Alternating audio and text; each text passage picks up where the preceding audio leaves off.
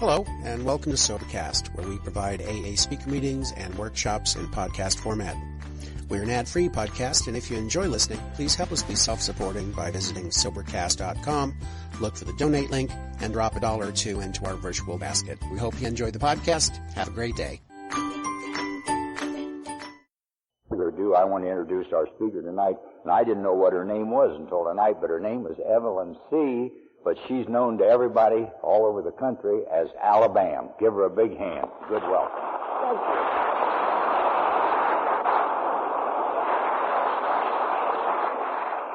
you. Good evening, fellow alcoholics and friends. My name is Alabama, and I'm a grateful, happy alcoholic.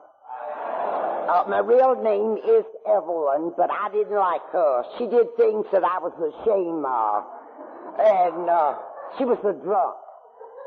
And Alabama is a sober alcoholic. And when it came to taking my inventory, it was much easier for Alabama, the sober alcoholic, to look at that sick woman called Evelyn. And I've kept the name because I like being sober. I'm so happy to have been invited to come up here tonight, but I say that everywhere I go. I'm particularly happy that I know where I am, and that I came on the same night that I was invited to come. And in the morning when I wake up, I'm going to know where I am. And that's a switch for a drunk like me. They have a saying in Texas that if you don't give your sobriety date, you might not have one. And it's with pleasure that I tell you that come the end of November, that I will have been sober 30 years. And I'm impressed.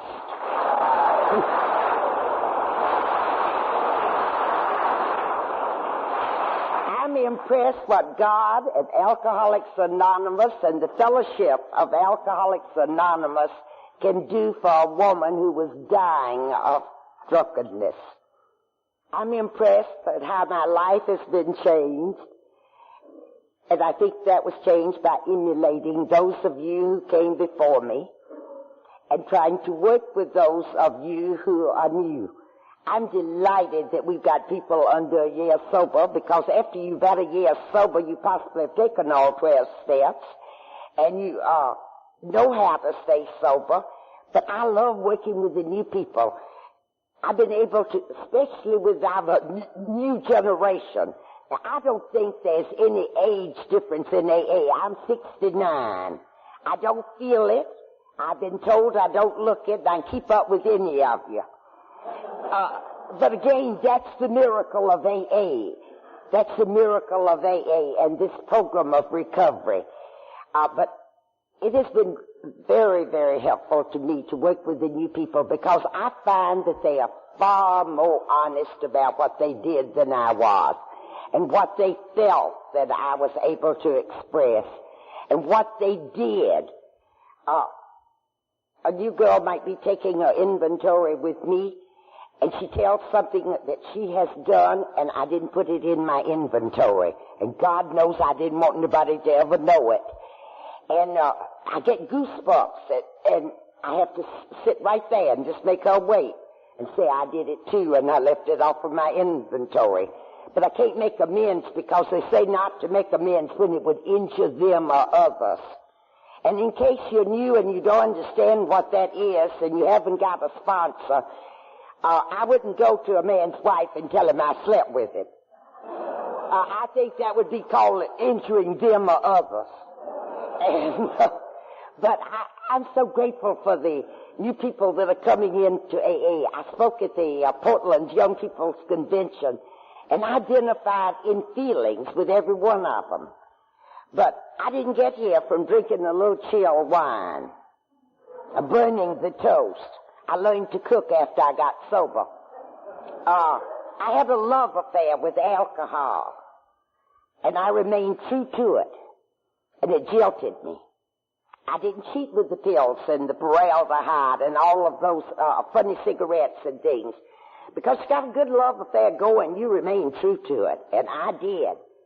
But by the time it jilted me, I was so sick that I didn't know I'd been jilted.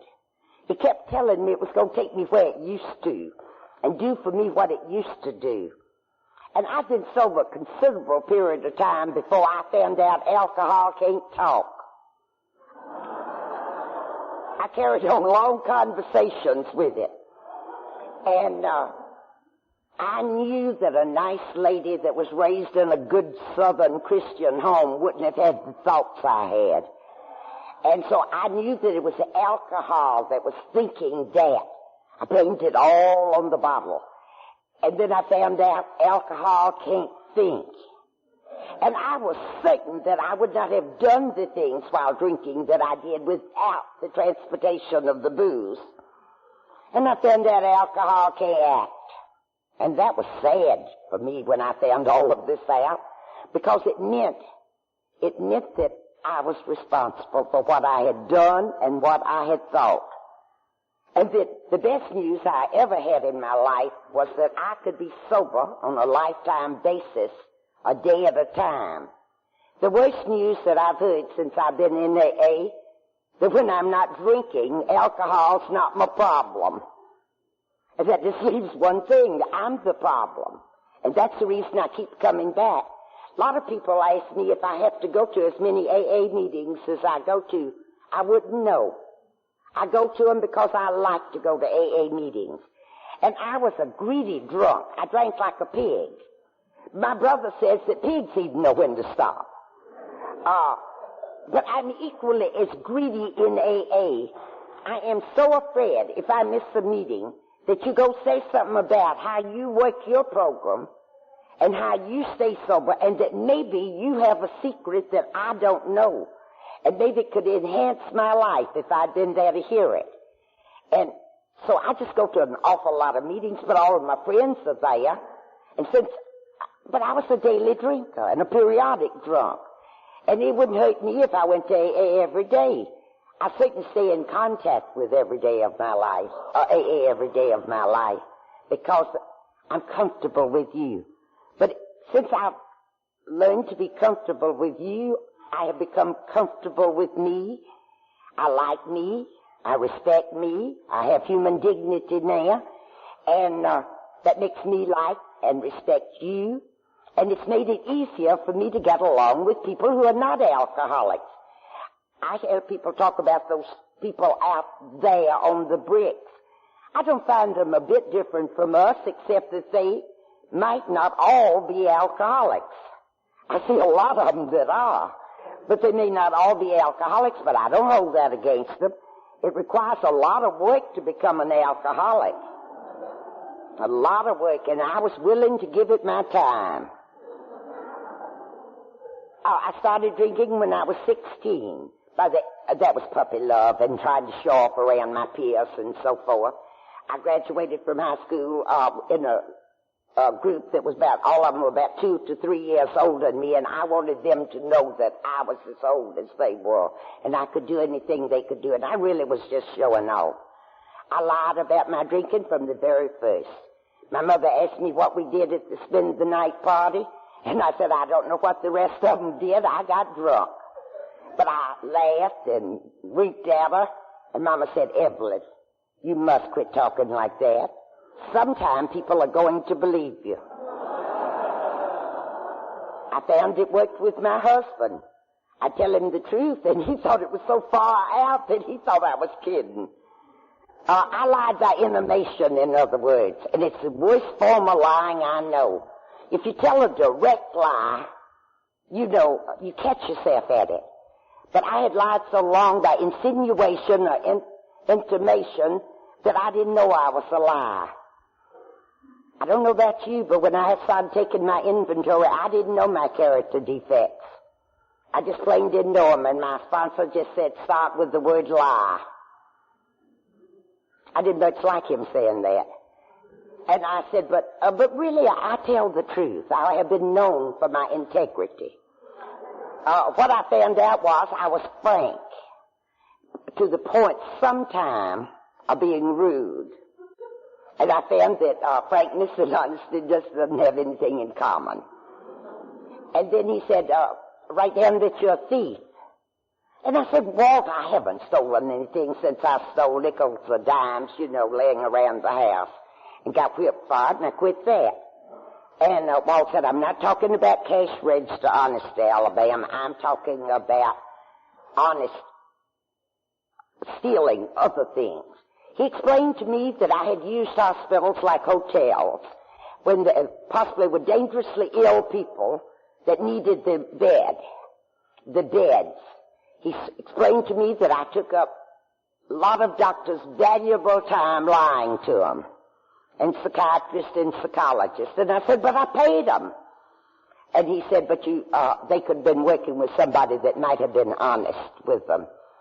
They would have known as much as I did if I told them everything. And I wanted them to tell me which days were making me drink so much. I blamed everything I did on other people, situations, conditions, because I didn't want to accept the responsibility for the things that I had done that was certainly far from ladylike, and that I broke the standards that I set to live by. That's what really hurts. You know that our parents were raised a generation ahead of us. I thought that theirs were pretty old-fashioned. But honey, when you break your own standards, that's when it's tough. And that's when that soul sickness I had started setting in. My sponsor had to help me with some other inventory too. Oh, he told me it was stealing when you went out with a married man. And I said, I don't understand it. I didn't intend to keep them. And my problem was this. I wasn't interested in the man per se so much. What I was interested in, I liked to go to the nicer places. And in my day and age, you had to be escorted to go in the places that I wanted to go. And if I was in a strange city, well, not strange, but in a city without my husband, after he died, I just simply called up men that I knew and asked them to take me out. And he said, but these places that you are talking about are very expensive. And he said they possibly spent money on you that their wives and children needed. And I couldn't make Walt quite understand, that I didn't call anybody that couldn't afford all of us.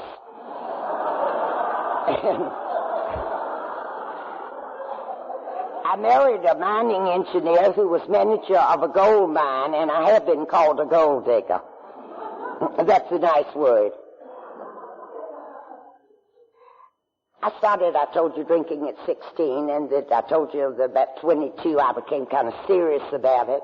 By the age of 28, when the Saturday Evening Post article came out, I identified, and I knew I was an alcoholic, and I knew there was a name for me. But I spent 11 more years denying it to me and to doctors and to other people that I was an alcoholic. And you know why I denied it? Because alcoholics can't drink. And I didn't want to quit drinking. I was in and out of so many hospitals that I can't even tell you the number of times that I've been in them. I can't even remember the cities, let alone the name of the hospitals. And they didn't take alcoholics in those days, so I had to go in under false diagnosis. And what I'd do, I'd listen to people who were rushed to hospitals and ambulances and in intensive care and ask them what the symptoms were. And then when I got alcoholic pneumonia or felt that I was going into DTs, I'd call the doctor, and when we moved a great deal when my husband was doing consultant work in the mining field, and I always tried to socially meet the doctor that's in charge, chief of staff, because I wanted to be able to be hospitalized yesterday, not when somebody decided I could be. And I'd call them and I'd give them some new symptom they hadn't heard of before about me. And, and they'd send ambulances at me and rush to the hospital to meet me if they weren't already there. And I've had a lot of surgeries. And I'm afraid I over-described. I'm not sure, but I've had things removed that weren't necessary. But see, what I really wanted, I knew something was wrong with me, and I knew what it was called. But what I really hoped for, that they were going to find something like a brain tumor, thyroid problems, or something that they could remove by surgery and let us pay them, and I'd be okay. I'd be able to drink then like normal people. And I'd be able to act then like normal people. I would have settled for anything other than alcoholism. Anything other than that. I'm not sorry I became an alcoholic now. Because the way I was living, I wouldn't have lived to be this age. And also, I wouldn't have found this good life. I was raised in a good home. A lot of us were. I didn't drink because I was shy. I was never shy. I didn't drink because I couldn't mix at parties. I always mixed. I was born high. I didn't drink because I needed that high. I drank first because I was an alcoholic. And after I had that first drink, there wasn't enough. And secondly, when I first started drinking, it acted as a depressant for me, and I felt like I was just about like the other people around me. Because I knew I had a lot of energy. I'd known that all of my life. I'm very glad I have energy now. I'm very thankful for the energy that I have that God's given me. But then I felt a little bit uncomfortable because I never wanted to, if we were playing a game, I never got tired. I'd play bridge all night. I was obsessive about everything I did. I had some fears as a child, but I never knew what the hell I was afraid of. It was sort of unknown fears. But when my fears really came was after I started drinking. And then I'd even feared that I would be in want when I had the most that I'd ever had in my life. And I'll tell you something. Since I've been sober, there have been some times that I wasn't real sure where the rent was coming from or the grocery bill was coming from. But I haven't wanted for anything since I've been sober. And I don't fear that I will ever want if I will put one foot in front of the other and do the best I can today. The best I can today. In fact, I don't have any fears today. I just plain don't have. God gave me good judgment. I don't walk right into a gun or anything like that. But when I was drinking, I remember diving in the water after not a rattlesnake, a water moccasin. And I did things that absolutely people with, good sense don't do. And then I had trouble accepting the fact that God could restore me to sanity. I didn't believe I was insane except when I was drinking. It was hard for me to tell the difference between legal insanity and the insanity when somebody had as much trouble with their drinking and has been as sick as I have. I'm one of those people that took Antabuse about 5 times and drank on top of it. Once I went in a coma, but I thought it was an exceptionally bad hangover. And of my own accord, took the Antabuse again after I got out of that hospital. I thought I was different from you because I'd never been in a state hospital, and I heard a lot of you say you had. And I found out that St. John Psycho in Santa Monica is just like a state institution, except that you pay more. And just wasted my money. That's one of the reasons I work for a living. And looking back in some old checks before my brother took them away from me, the reason he took them away from me is that he found me in bed with a bottle of ink and a fountain pen. I think I'd been trying to fill it, and I turned it over on all of the checks that I had, and I was crying when he got there. And, those crying jags were going when we were drinking. I enjoyed being a martyr, by this time. And my brother took all those checks and locked them up and said he'd keep them from 7 years. So if anybody said that I still owed them, that he could look through them, or his secretary could, and see if I actually did. I had found that I had 7 doctors that I was paying at one time. 6 of them were specialists. One would send me to the other. They'd take the thyroid test. They'd take it, they took it 7 days straight, and they never got the same results any days. What they didn't know, it depended on how much and how late I drank whiskey that night in the hospital before they made the test. And they would go send me to Johns Hopkins, and there was a thyroid specialist there. They felt certain that was my problem. And you know, one of the nurses told the doctor, told me she was going to tell him if I didn't, and I begged her to tell him, and she said, "You're going to tell him, I'm going to sit there until you do," that I was drinking the whole time I was in the hospital, and the tests weren't accurate. And so he added to the letter that he had written to Johns Hopkins, "Please examine the possibility that Mrs. Brown may be an alcoholic." Oh, I'm not that good to go to Johns Hopkins for them to examine the possibility that I might be an alcoholic. I tore up the letter and I called Johns Hopkins and broke the appointment. I did anything to protect my drinking. Drinking had become my life. At first I lived to drink, and then I drank to live. I married when I was 22. I married the only man I'd ever wanted to be married to in my life, the only man that I had truly ever loved, except family love and platonic love. And he had told me just before we married, though, he had a party for his staff, and I drank too much as usual.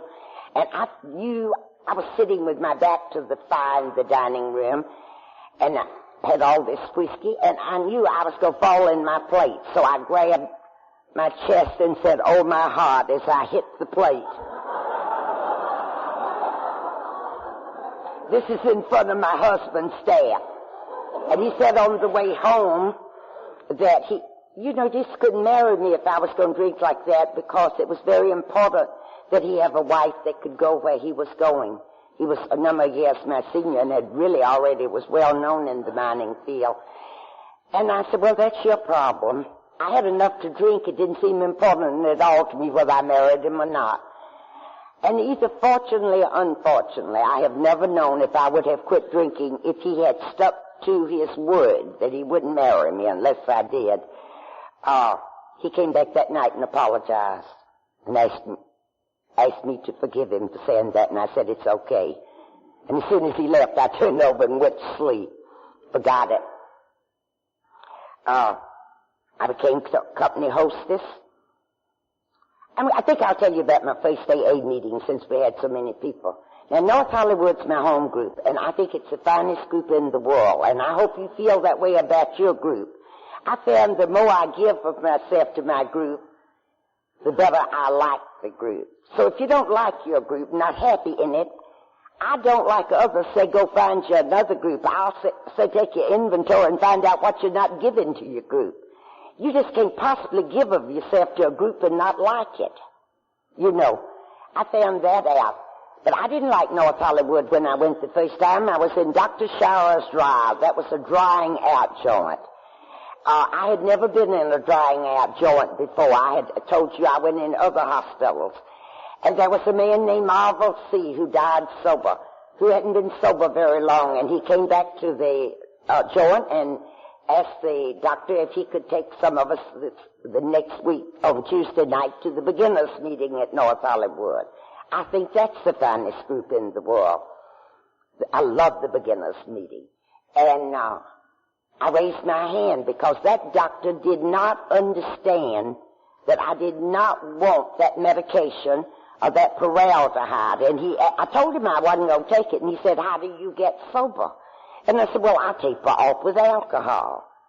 And he said, "We'll give you an ounce every 6 hours." Well, you and I both all know that wouldn't keep you out of DTs or convulsions. Now, I've never had a convulsion, but you don't know when you're going to get them. And I'd certainly had DTs, and I didn't want to go in DTs, and I'm having a hard time getting sober there without the right amount of whiskey. And another thing he didn't know that I tapered off so easily and back on so easily, I never knew when I quit and started. And I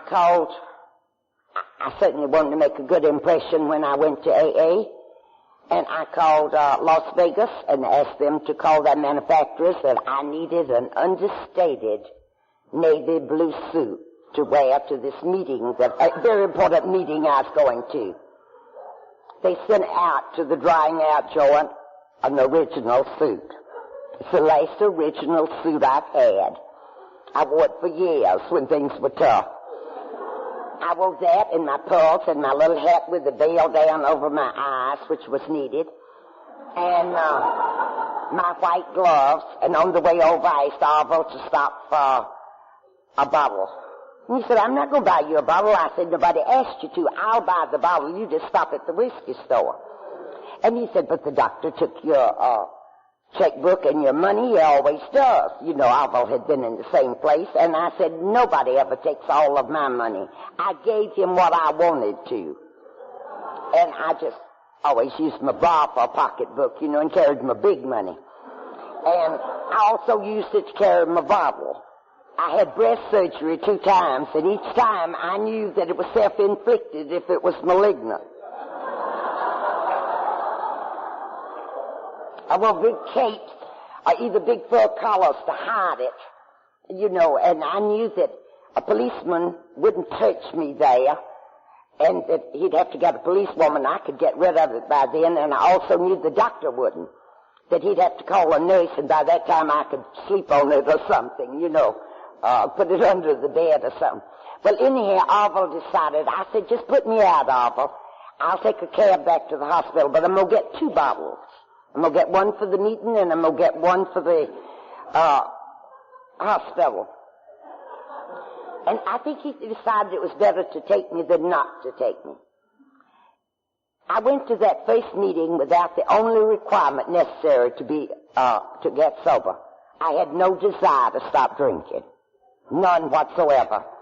First place, I didn't like the fact it was in a church. Or it looks like a church. I think it was an Episcopal school.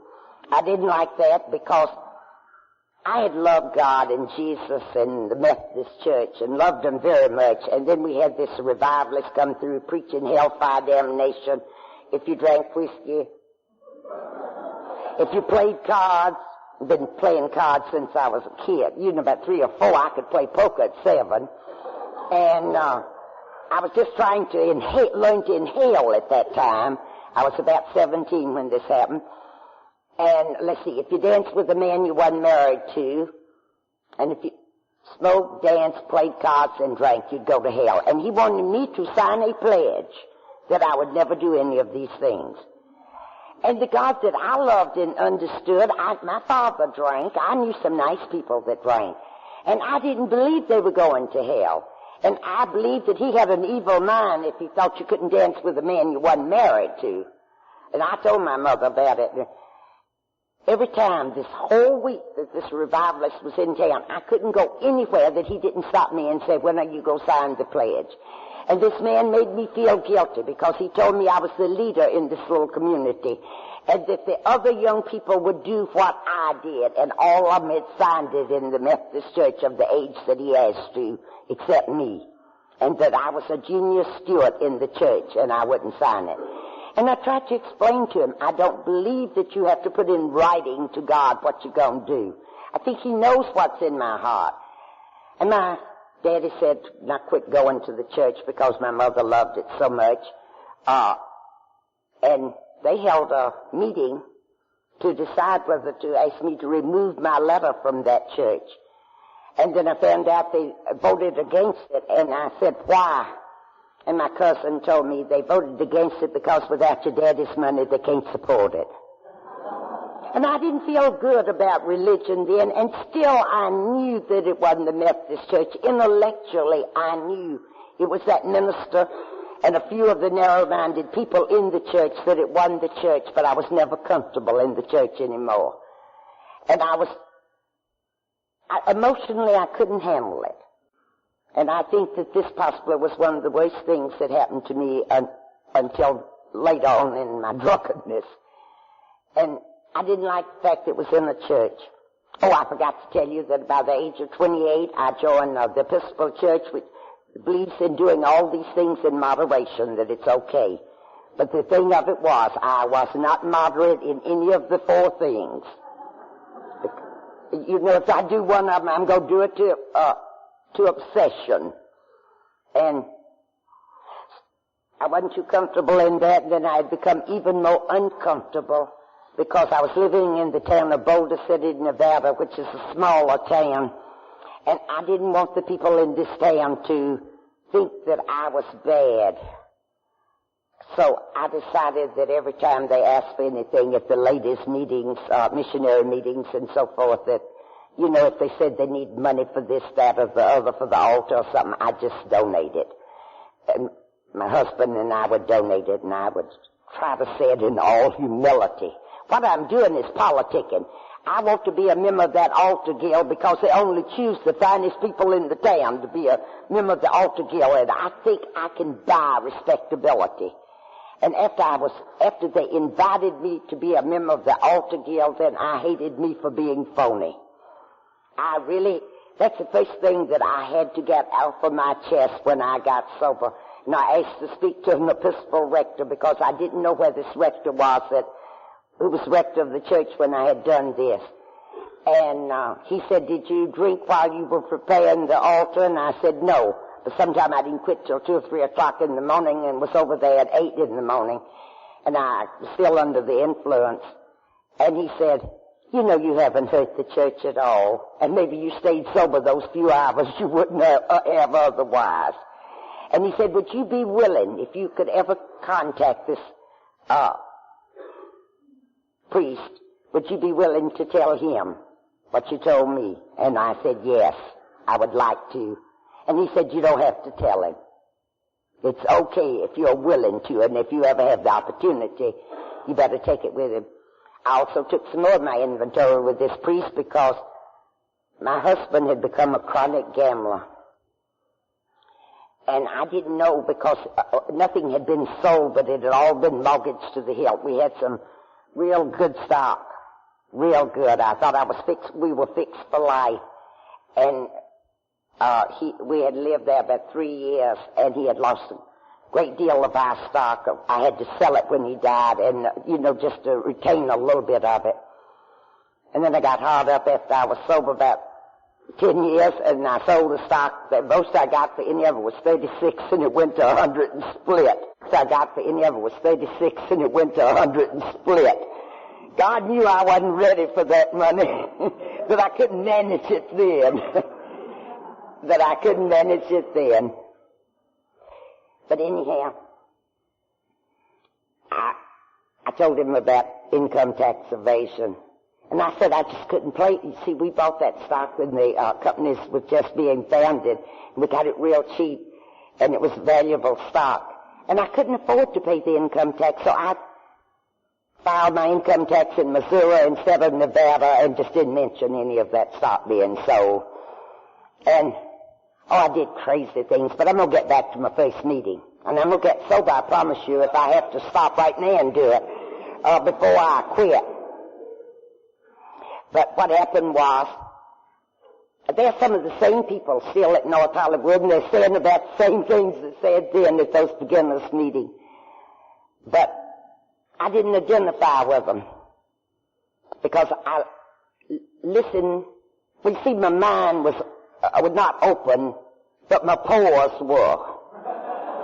And I didn't listen for the feelings. Instead, I listened to the actual facts. And they talked about 502s, and I didn't even know what one was. And I punched Arvo, and he said, "Drunken driving." I said, "I've never had one." He said, "No, you flew here."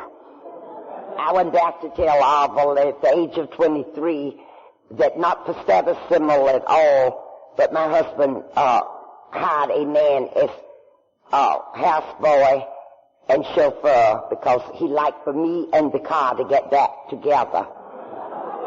And he liked for me to come back when I had planned to.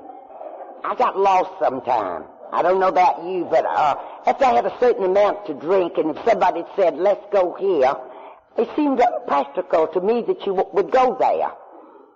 You know, I've been on a train going to one place and meet people on the train. I met a group of wives and their husbands had just come back from overseas, and they wanted me to go to Chicago with them.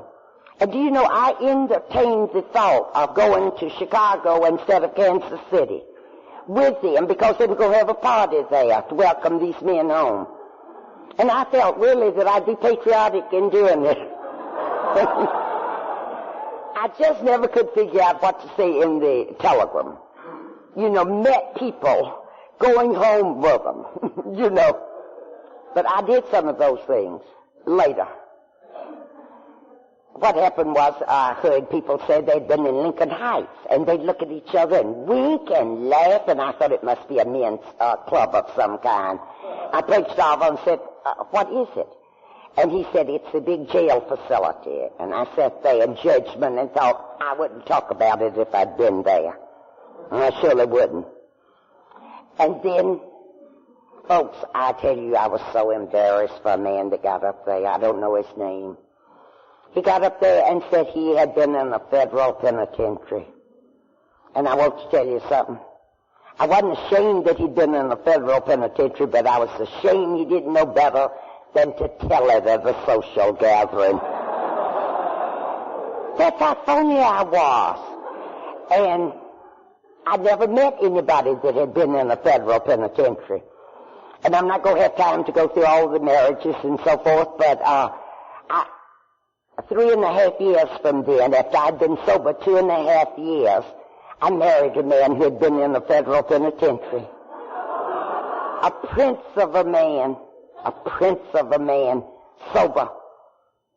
And do you know that he got there doing exactly the same things that I did? He wrote big, bad checks. Well, so did I. But my husband covered them in his lifetime, and when he died, my brothers and my father and my mother took over covering them until the family members, and they're called the Al-Anons, told them about releasing me with love. I said that in a sarcastic manner, but I want to tell you something. The family members are really responsible for my being here tonight. It was the greatest thing that ever happened to me, and my family believed they were right. But that didn't stop me from writing the big bad checks. And maybe some of those family members' husbands covered them. I was younger then, and they got covered. And I've written checks for over $1,000 wasn't good, and tell the people it wasn't any good and they'd cash it. Or accept it for, my hotel stay or something. I spent a lot of money. God must have intended for me to get rid of all I could get my hands on. I was the kind of, because he'd know what I could buy my way in so many places. And, and have nurses around the clock and all of these things. And I was the kind of drunk that if I was in a dry state and I didn't know a bootlegger and I needed a drink real bad, I chartered a plane to go to a wet state. And I thought anybody would do it that could afford it. I really did. Money and I were parted. I'm grateful for that now. I wasn't for a long time. I couldn't forgive myself for spending it in such a reckless manner. I was checked in the Waldorf Astoria and the Roosevelt Hotel at the same time and staying at the Pierre. This is my last big drunk away from home. I don't know why. I don't remember being in the Waldorf, but my brother said I owed him over $1,000. And I said, how did you know? And he said, they called me. And I said, why would they call you? I'm an adult. He said, you put your down that you represented my company. And he said, I told them you didn't represent me or my company anywhere. And I said, what'd they say? He said, they asked me if you would pay it, if you would make the check good. And I said, I don't know. So far, she has. He said what I told him was that when I got sober enough to draw my name to a check, I'd do so. And when I felt like traveling, I'd leave their hotel. And when I got home, if I could find the key to the safety deposit box, I'd see if I had anything in there I could sell and cover the check. And he said, I will not repeat in front of people what else you said to him. but he said you were very emphatic. And I don't remember. And I've been in the Waldorf 2 or 3 times, and I prayed if I have any amends that I need to make concerning the Waldorf Astoria. They've been paid. But concerning them, the chairman of the board at the bank paid that one. Mother told me later that he wanted to marry me. I didn't ever hear it. But he covered the check. But I paid back all of this, and it left me a little bit strapped. But there was always, you could write some more bad checks. Jim was killed in an automobile accident after I'd been sober a year and a week. I mean, we'd been married a year and a week. I was sober 3.5 years then. There's no way that I could have stayed sober through this. But you and God and I did. You were right there. You were right there. And you were there as long as I needed you. And there were 2 men in that group that a couple of weeks later, and I had become the martyr by now, that said they wanted to go home with me after the meeting, that they wanted to talk to me. They asked me if I had eaten any solid food yet, and I said I can't swallow it. They said, well, we're going to a restaurant. We'll cut it in small pieces, and we'll spoon feed you if need to. But you're going to eat tonight. We got all night. And you know, they literally made me eat a steak and a baked potato. Then they said, if you are not comfortable in the clothes you have on, you better go in and change into a robe or something, because we're going to be here quite a while. And those men told me I had become a martyr. And they told me it was most unbecoming for a sober woman. And they told me that what I should be doing was getting down on my knees and thanking God that Jim and I had that year and a week together. They both told me they had never had a relationship like Jim and I had. And they might never have one. And he said that even though you didn't talk about it, we all at the club were aware, this was in Bakersfield, aware that you and Jim had something special. And I believed them. Do you know that I walked into the car, he threw me into the car at 7:30 in the morning with my neighbors going to work in my robe, and I didn't give a darn, because I knew these men were right. And the first thing I know, another man in the group calls me and tells me about a girl that can't possibly stay sober in the home she's living in, that the family does not understand her illness.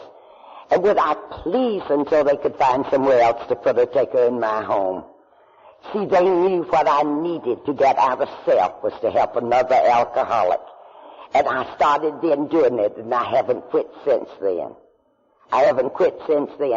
And I'm so grateful to God for people that love me enough to tell me the truth, and people that love me enough to send somebody to me that I might try to help.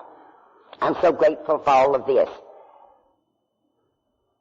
I went to AA in California. I went to AA in Missouri. I went to AA in New York. I went to New York to visit a man that had asked me to marry him and to meet his family. And when I got there, his mother was deaf, and I heard her say to one of the daughter-in-laws, she's a lovely Southern belle. I want to tell you, when I left, before I was asked to, the bell had quit chiming. I didn't know the man too well, and I thought he drank like I did, but he just drank like that at parties. And I'm out of the whiskey I took to drink between drinks in my suitcase. I'm out of that whiskey. The family's off visiting somebody, and we've been listening to a ball game, and I'm afraid I'm going in DTs. And I said, Carl, let's have a drink. And he looked at his watch, and he said it was too early. God, I never cared whether it was day or night or noon. You know, when I wanted a drink, I had to have it then. And I really had thought I ought to marry that man. He was well-to-do. And I lay there in that hammock trying to rationalize that maybe that when he was traveling, I could just get drunk and be sober when he got home. You and I know that in no way could I guarantee that I'd ever get sober again if I started drinking. And he insisted that we would not go have a drink. So I went in and called a taxi and went and got me a bottle and made a long trip for it because we went out in Connecticut in their summer place. And do you know that man took that bottle away from me? He was strong.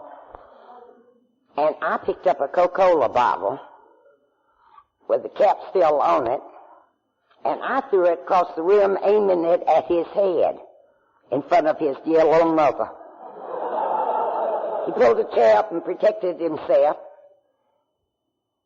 And I just said, would you drive me to New York before they asked me to leave? And I got sort of mixed up in New York, too. I told you about the hotel situation. But I met a man. I can't remember who introduced me to him. And this man asked me to marry him. And I don't know how long I knew him. I have no idea. And I said that I thought they had a waiting period in New York. Somehow or another I was a little bit afraid to get married to this man. And besides, I didn't have a proper trousseau. And this man pulled out money like you can't believe out of his, sane people who allowed bank accounts don't carry that kind of money. In the mining field, some of these people that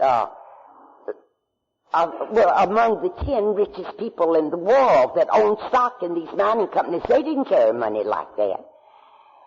And I pulled myself up to my full height and looked him straight in the eye and explained to him that ladies did not accept money to buy clothing from men they weren't married to.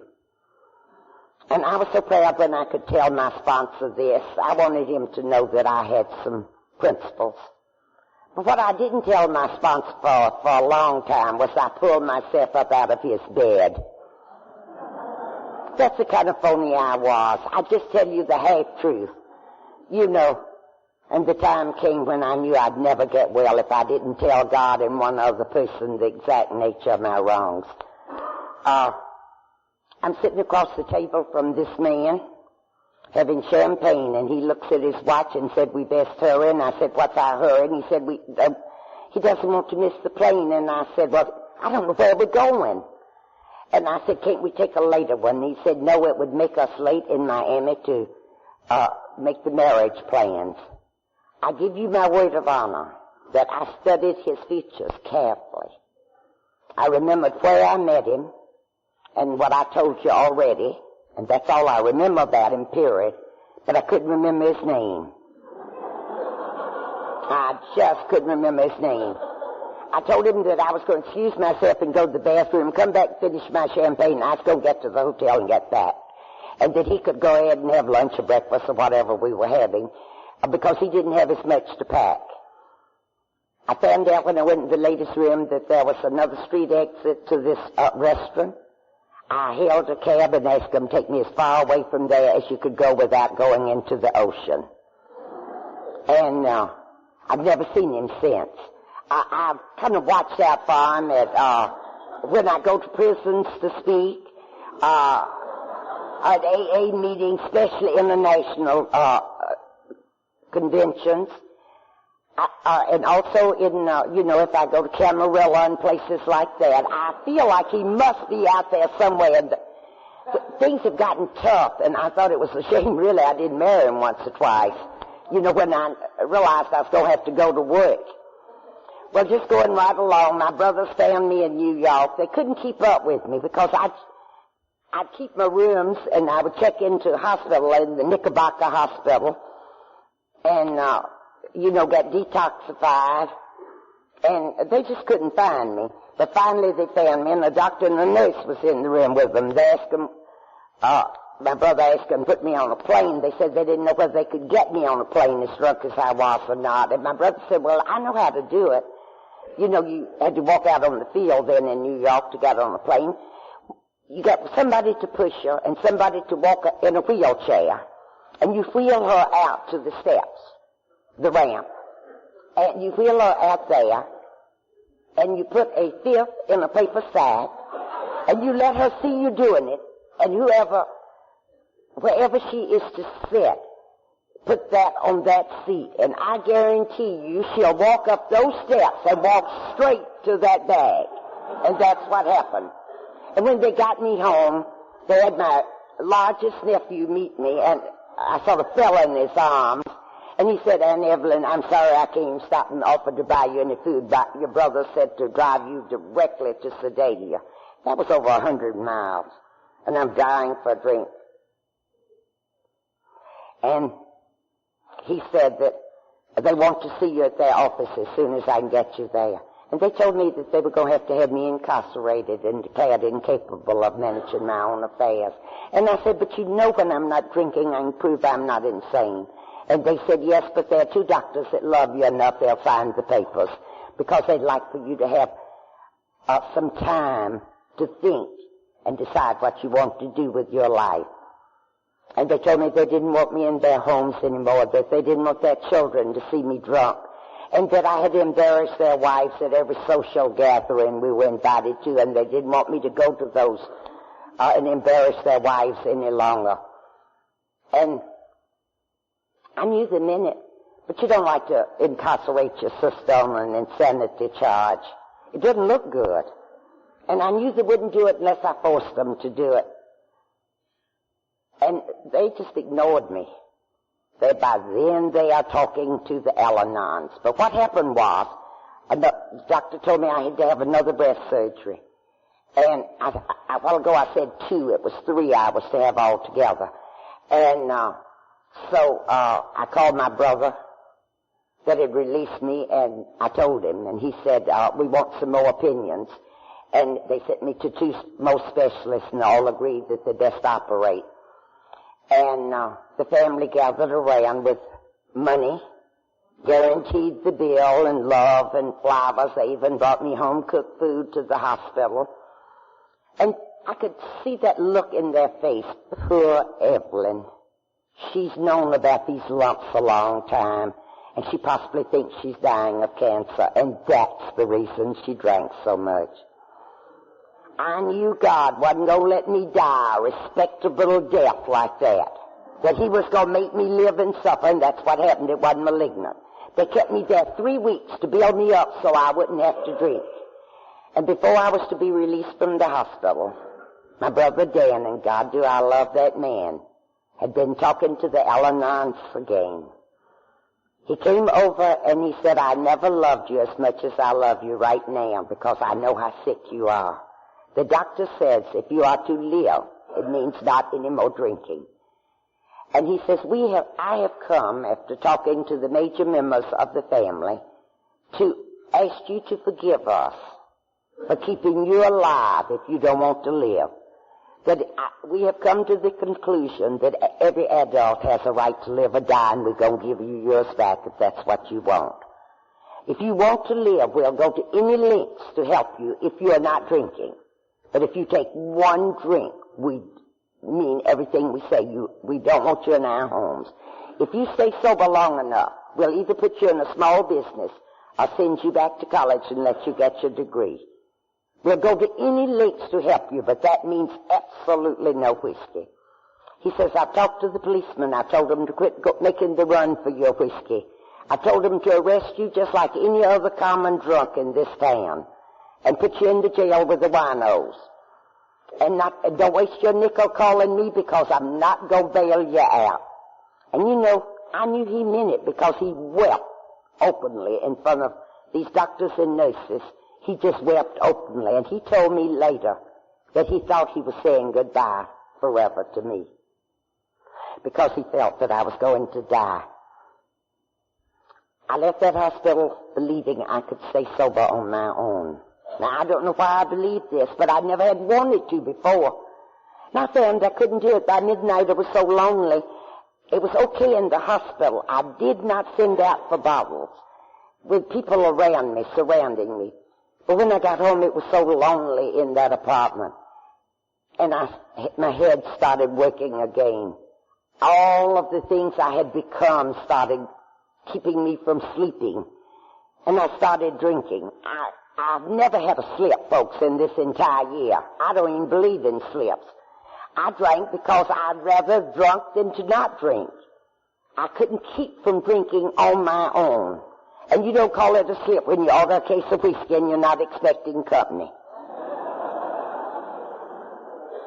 I drank, that was 30 years ago this week. I don't know how much I drank, how many days I drank, but they figured it out when the people that took me out of there and went up to clean my apartment.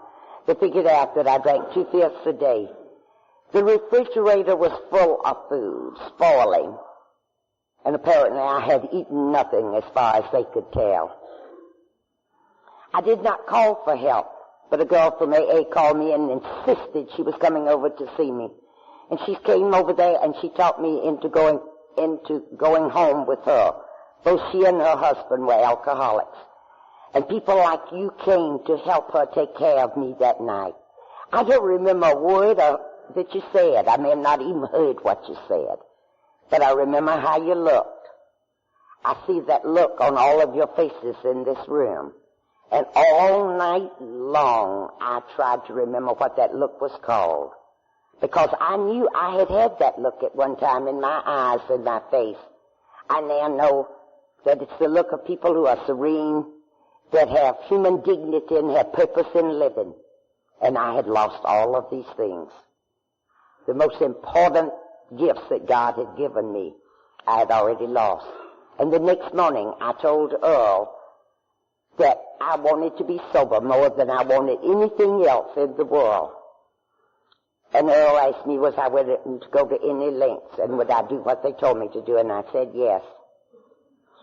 They couldn't get me in the hospital because I'd been to all of them around there, and there were no detoxification centers in those days for women.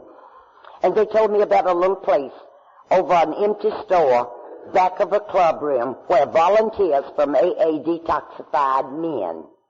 And maybe, just maybe, they would take me in because there was a man there named Walt that knew more about detoxification than any other AA member they knew. And they took me in a snowstorm. We stopped by the highway patrolman, traveling at your own risk. And these people took me to this little place, and I was carried in head first because they fed me whiskey to keep me alive on the way. And when I got there were no rugs on the floor, no drapes at the windows, and I'd never been in a place like that. But you know, it was beautiful to me because again, there were people like you there to greet me. And I was so happy that I was going to be like you. But I wasn't. I went insane. I fluctuated from sanity to insanity for 5 days and nights. And this man named Walt had been just like me, and they had found him trying to beat his brains out in jail. And a doctor named Dr. Nason, who was a sober alcoholic and was to treat over 5,000 alcoholics before he died, was called in. Walt called him in and said that I was just like Walt was. Walt told me that the women couldn't handle me, that they just didn't have the experience. And he said, can you trust me and know that I love you like a brother? And I said, Walt, I understand what you're saying. And he said, Alabama, if you'll try, I'll stay with you. I'll stay with you if you'll try. 5 days and nights, that man just rested in the lounge chair when he wasn't doing something for me. They called in Dr. Nason, and he gave me all the new things to relieve the pressure from my heart and from my brain and to treat the alcoholic neuritis and everything else that was wrong with me. And it didn't work. It seemingly wasn't working. Walt prayed aloud every day that God would restore me to sanity on a lifetime basis, a day at a time. He told me my family was praying for me, and that AA groups were praying for me that didn't even know me, and the churches were praying for me. And he said, Alabama, the doctor says there's not anything else he can do, that he's done everything that he knows how to do. And he says, I don't know anything else I can do for you. But he said, maybe you could do something for yourself.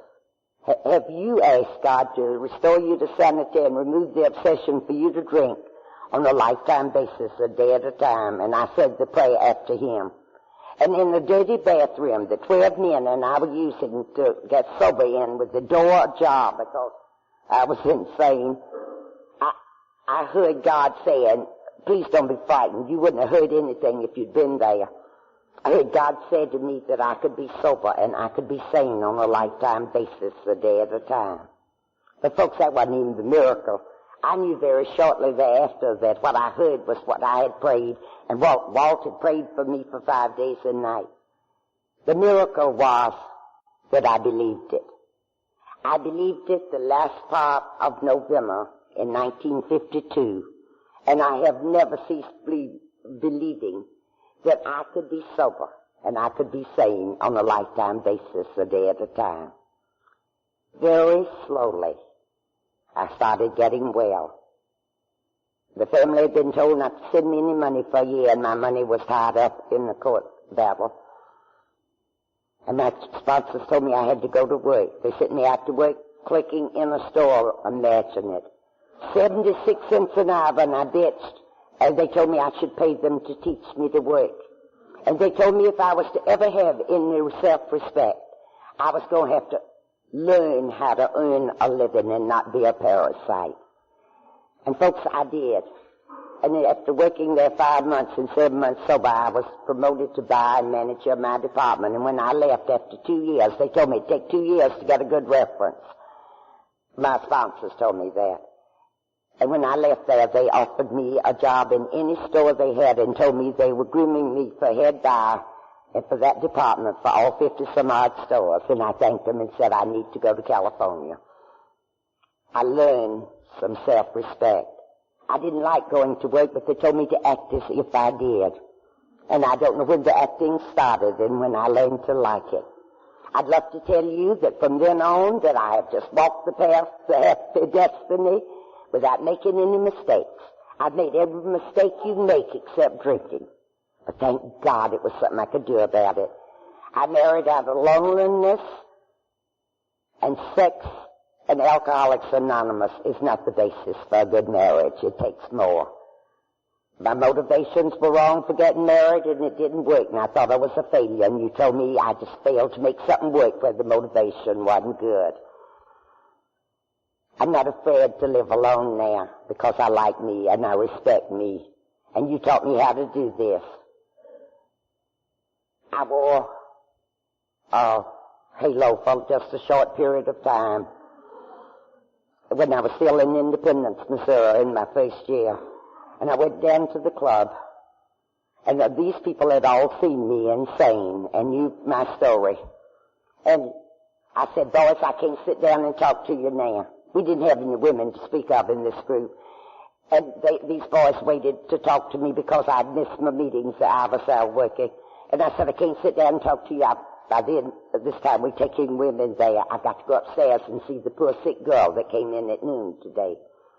And I with a halo on, and if you've never seen an alcoholic wear a halo, I hope you don't experience it because it tarnishes readily. And they have a habit of sliding down and blinding us.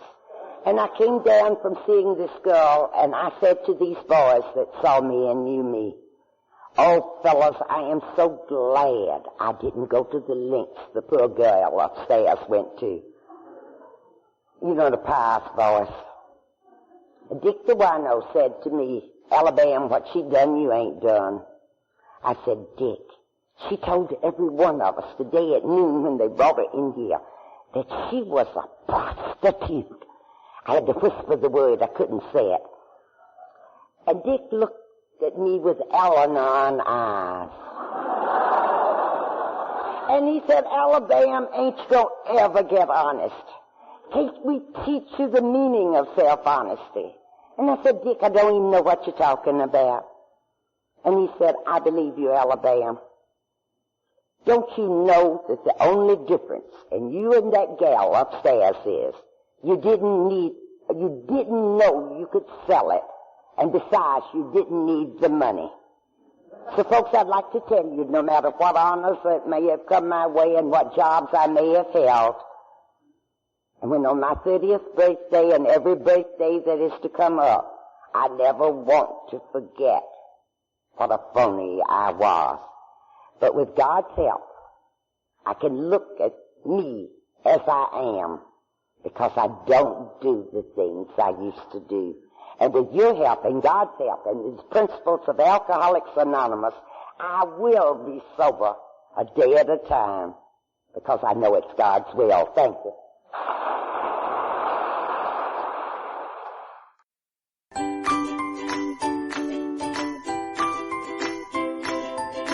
Thanks for listening. I hope you enjoyed the podcast. Sobercast is ad-free, and we'd like your help in order to keep it that way.